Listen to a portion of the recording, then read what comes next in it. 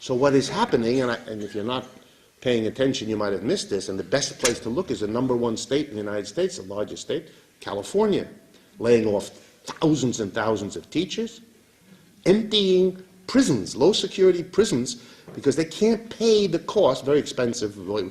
We're a special nation. We have more people per capita in our jails as possible. It costs $30,000 to $40,000 per year to imprison these people, so it's very expensive, and therefore if you have a fiscal crisis, to let them out. The logic is the same as having unemployed, homeless people sitting across the street watching the empty house until the city comes and tears it down. You know, who's in the asylum and who's observing? Oh, well. So the crisis in terms of the people on the ground, in terms of the jobs, in terms of the housing foreclosures, and in terms of city services and the crisis of cities and states, is just moving and developing. So you're getting what Mr. Edwards, remember him, the guy running for president way back when? He spoke of two Americas, but it was not anywhere near so clearly developed and defined then as it is now. You have a tiny group of enterprises at the top. They have gotten the lion's share of government help, and a footnote on that, because it could have been done a little bit better in the film. We do not have a private banking system anymore. It's very important that you all understand. All the major banks in the United States, the really big ones, Bank of America, Citibank, and so on, those exist at the pleasure of the United States government. Their debts are guaranteed by the government. Their bad assets have been pledged for loans from the Federal Reserve. Their other bad assets have been purchased by the Treasury. That's what the TALF and the TALC and those other things you lead up. In the heyday of borrowing, one of the ways all these financial new gimmicks, and for those of you that pay attention, asset-backed securities, mortgage-backed securities, the way all those things were marketed all over the world, these new financial investments, the rest of the world aren't stupid. Americans aren't stupid either. In order for an investor to buy into these new gimmicks, they had to be convinced that they were reliable. There were two ways that that was done. And you see the way the American economy works if you understand this. How did the people who put together these new gimmicks, how did they sell them to the rest of the world? The first thing they did is they went to something, a very special kind of company called a rating agency. And they got the rating agency to say, this is a AAA security. AAA is the best you can get. There are many rating companies, but three of them completely dominate the economy. It's like most industries in America. Three big companies, they make all the decisions. Then there's a bunch of little ones, they don't count. The three, in case you're interested, one is called Moody's, one is called Standard & Poor, and the third one is called Fitch. Moody's shouldn't be called Moody's because Moody's is owned by somebody who has managed to create a reputation for himself as a wonderful man of the stock markets. His name is Warren Buffett. He owns Moody's. And what did Moody's and Standard & Poor and Fitch do? They gave AAA ratings so that investors around the world bought these securities, many of which were simply pieces of paper that entitled the person who bought them to get a piece of all the mortgage payments made per month by a whole group of people. That's called bundling mortgages into mortgage-backed securities. Right? So how did you get the Chinese government, one of the biggest buyers of these things, why were they willing to buy an asset based on the ability of folks in Kansas and Iowa to make their mortgage payments? They got a AAA rating. But the Chinese and other buyers were still skeptical. Give us more or we won't buy. We're not so sure about those ratings. By the way, the ratings are now openly admitted to have been completely phony. And there are lawsuits which will continue at least for the next 25 years in which everybody and their brother is suing them for having put a AAA on something that was triple Z. Okay? But this wasn't enough, so they came up with a second thing. They came up with an insurance policy. This is what they did. They stapled, literally, they stapled the insurance policy to the new security, saying, okay, buy this investment, it'll get you these monthly payments by all the mortgage payers that you're buying a piece of. It gets you a AAA rating. See, these companies have said it's very secure.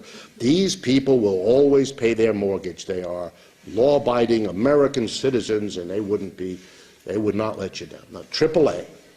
But now we're going to staple on top of that an insurance policy, which says if any of the people who are supposed to make a monthly mortgage payment that's gathered together and given to you as your share, if any of them ceases to do so for any reason, this company will make it good. It's an insurance policy. Right? So they wrote, and that was stapled. So the investor had a good paying investment with a AAA rating guaranteed by an insurance company. And it couldn't be just any insurance company. It had to be a famous one. So the most popular place to go was something called the AIG Corporation. And for a dozen years, the AIG Corporation made wild amounts of money charging premiums to all the issuers of these securities so they could be stapled to the thing and you could find some moron out there to actually buy them, which they did. And AIG wrote these things, and it wrote them believing, like Alan Greenspan, as was quoted, that this was free money. I mean, America is a rich country, a prosperous country, a successful country. It's private enterprise, and it's just wonderful. And what risk were you taking? I mean, it's better and better. So AIG wrote. So then people, surprise, surprise, starting in 2006, actually when it began, there began to be growing numbers of Americans who couldn't make the mortgage payments. They had borrowed when they shouldn't.